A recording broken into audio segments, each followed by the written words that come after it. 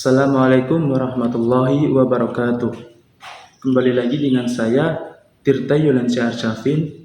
Nah, di sini saya akan berdakwah guna memenuhi tugas mata kuliah psikologi dakwah yang diampu oleh Bunda Siti Mumun MA. Nah, kali ini saya akan membawakan judul Mengobati Luka Batin dengan Cahaya Iman. Nah, saudaraku yang dirahmati oleh Allah, hari ini saya ingin mengajak kita semua untuk merenungi satu hal yang sangat sering kita alami, tapi jarang kita bicarakan, yaitu luka batin. Mungkin kita sering terlihat baik-baik saja, tersenyum, tertawa, bahkan masih bisa bercanda. Tapi jauh di dalam hati ada yang perih, ada luka, ada beban yang berat kita pikul sendiri. Luka karena pernah ditolak, luka karena dikhianati, luka karena kehilangan orang yang kita cintai, atau luka karena merasa tidak pernah cukup.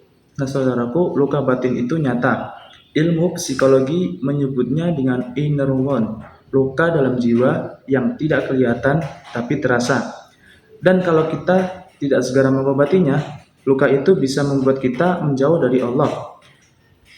Ada orang sampai malas berdoa karena merasa doanya tidak didengar. Ada yang kecewa dengan takdir sampai hilang semangat hidup. Ada juga yang menjalankan ibadah tapi hampa karena hatinya belum pulih. Tapi tenang, Allah itu Maha Penyembuh dan Al-Qur'an adalah obat terbaik untuk hati yang terluka. Allah berfirman dalam Quran surat Al-Isra ayat 82 yang artinya, dan kami turunkan Al-Quran sesuatu yang menjadi penawar dan rahmat bagi orang-orang yang beriman. Al-Quran bukan hanya untuk dibaca, tapi juga menyembuhkan. Nah, coba kita perhatikan bagaimana Rasulullah SAW menghadapi luka batin. Beliau juga pernah mengalami kehilangan, bahkan sejak kecil. Ibunya wafat saat beliau masih anak-anak, kakeknya, pamannya, istrinya tercinta yang bernama Khadijah semua berpulang. Beliau diusir, dihina, bahkan dilempari batu saat berdakwah di Taif. Tapi beliau tidak berhenti. Kenapa? Karena hatinya terhubung kuat dengan Allah. Beliau tahu bahwa setiap luka adalah jalan pulang kepada Sang Pemilik hati. Lalu bagaimana kita mengobati luka batin ini dengan iman?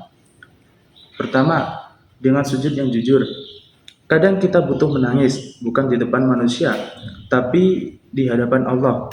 Ceritakan semuanya dalam sujud yang panjang. Kedua, dengan sabar yang aktif. Sabar itu bukan pasrah, tapi yakin bahwa Allah sedang menyusun sesuatu yang lebih baik.